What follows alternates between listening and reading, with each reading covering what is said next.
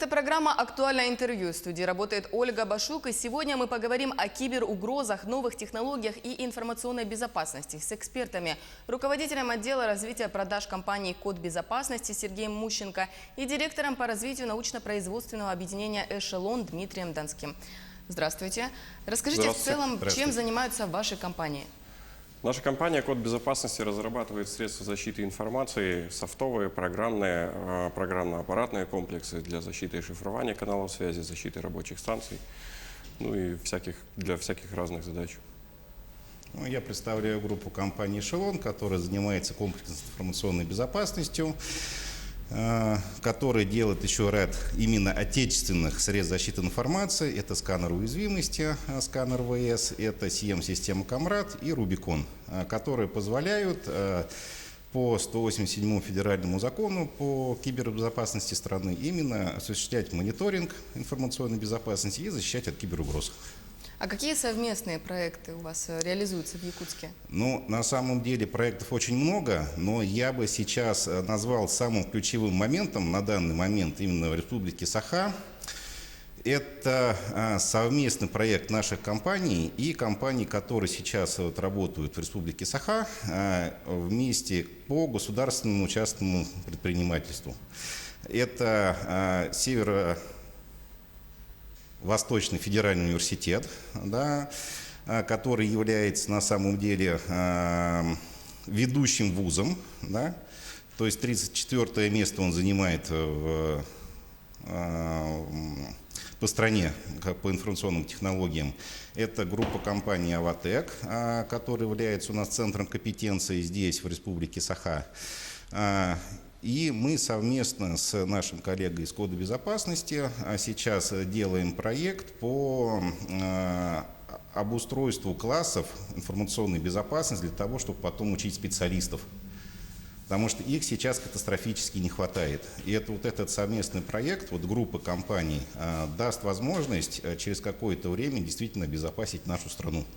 Расскажите подробнее об этом проекте. Что это за классы, где они будут функционировать? Они будут функционировать в Северо-Восточном федеральном университете. На самом деле спасибо большое директору департамента информационных технологий Петру Петровичу Иванову, который принимает очень сильно активное участие. По нашей задумке классы будут оборудованы всем необходимым и программным, и программно-аппаратным обеспечением для того, чтобы студенты уже сейчас учились на, во-первых, отечественном, во-вторых, сертифицированном, для того, чтобы быть готовым именно к кибератакам наших зарубежных коллег, как их сейчас любят называть.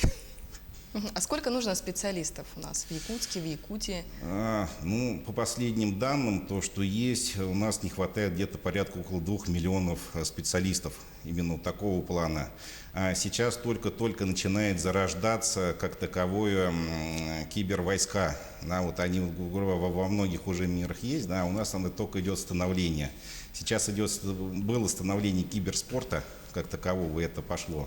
И на базе этого тоже пошло такое направление, как кибервойска, да, для того, чтобы быть готовым к угрозам. Ну, получается, уже есть спрос, да, на такую уже сферу? Уже есть спрос, да. Угу. А скажите, как себя нужно вести в сети, чтобы не стать жертвой мошенников, и что можно и чего нельзя делать в социальных сетях? Ну, я, пожалуй, отвечу на этот вопрос. Достаточно интересный вопрос. Если мы говорим об обычных обывателях, которые дома сидят за компьютером, ходят в интернет с мобильного устройства, ходят в интернет, в соцсети, то здесь можно разделить на две задачи. Это защитить свою информацию, свои персональные данные и какие-либо другие данные своего компьютера.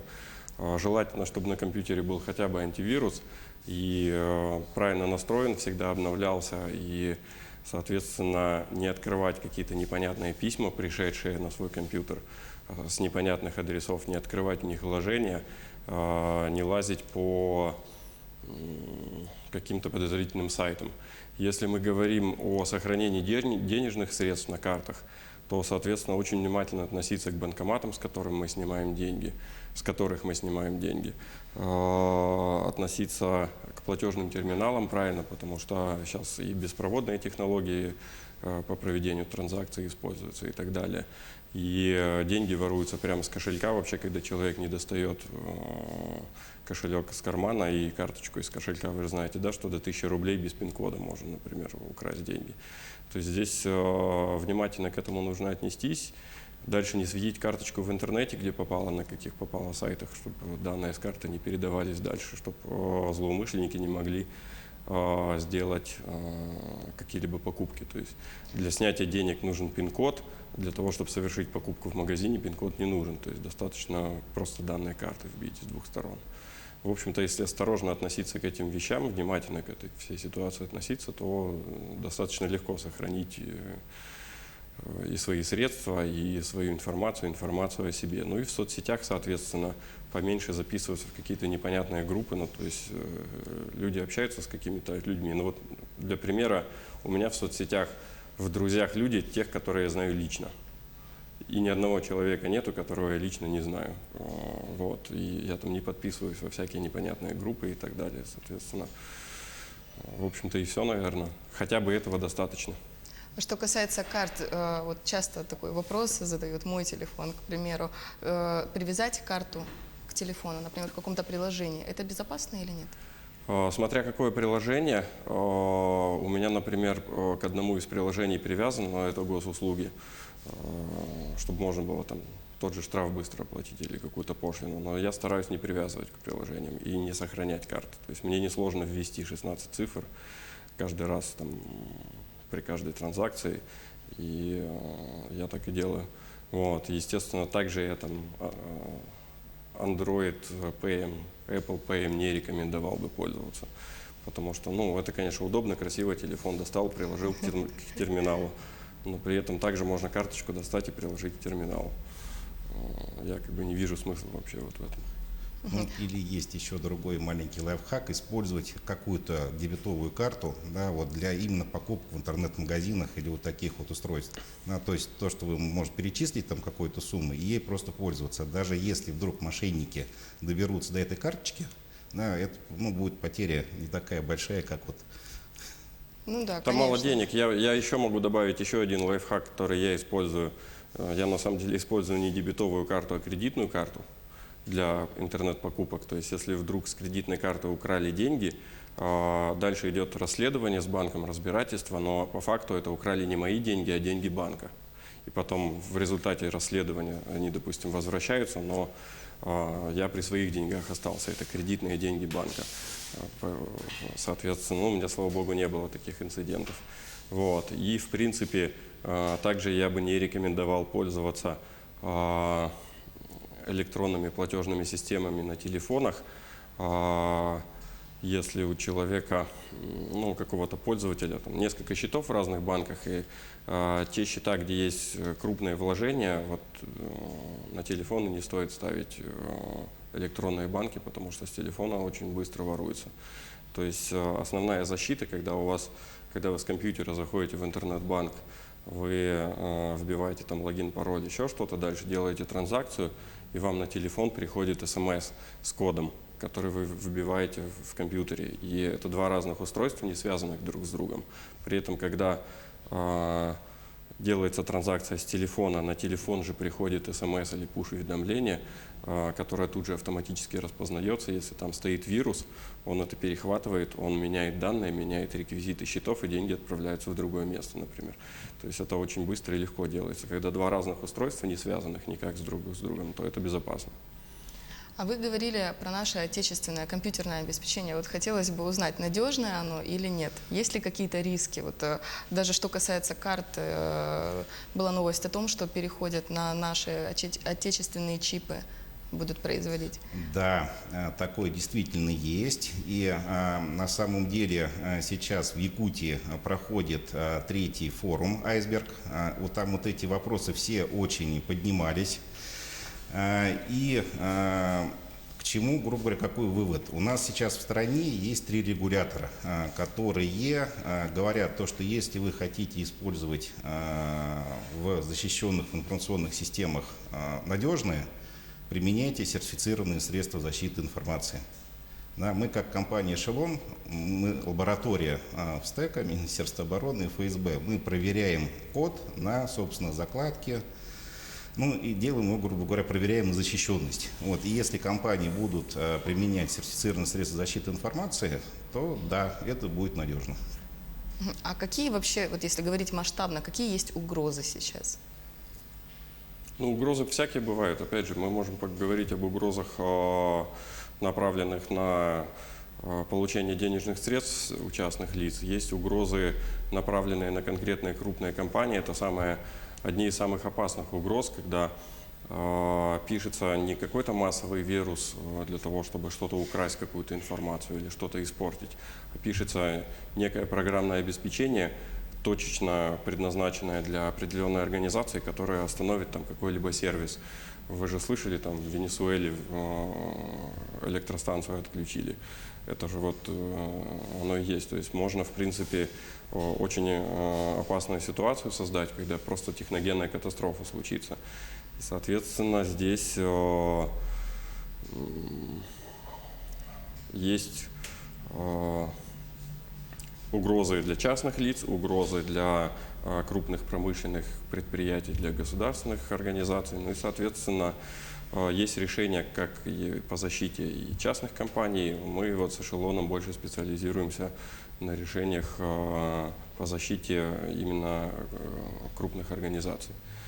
А как вы думаете, в ком больше заинтересованы кибермошенники? Сложно ответить, потому что они заинтересованы в деньгах или заинтересованы в том, чтобы что-то очень сильно испортить.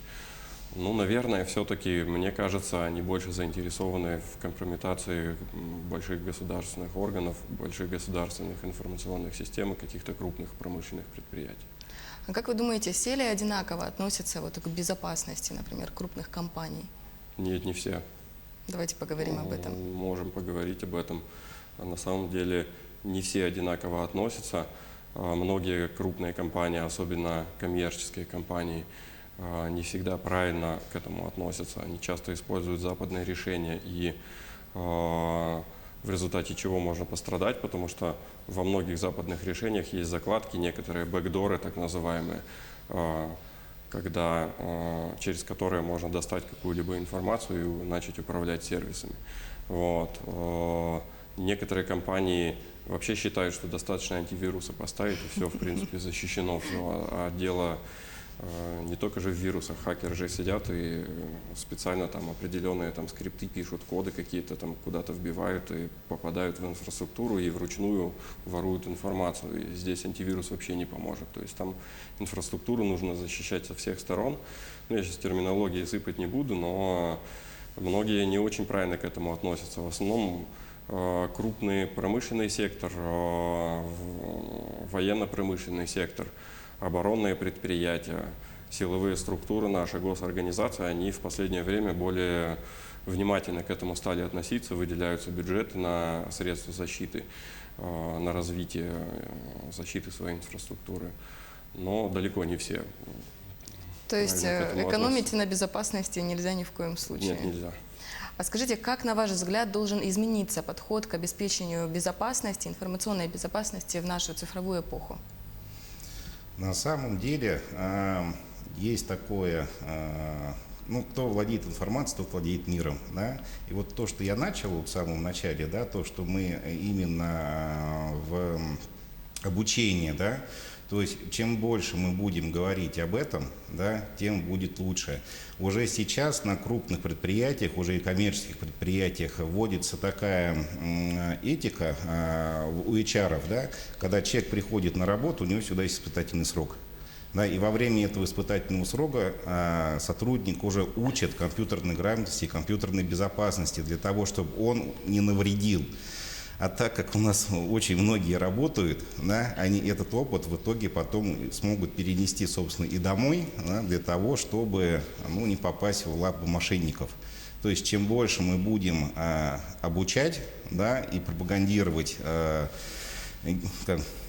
компьютерную гигиену, как так говорят, да, для того, чтобы, ну, просто знать, что делать, если, да, то, да, мы просто выйдем на новый уровень.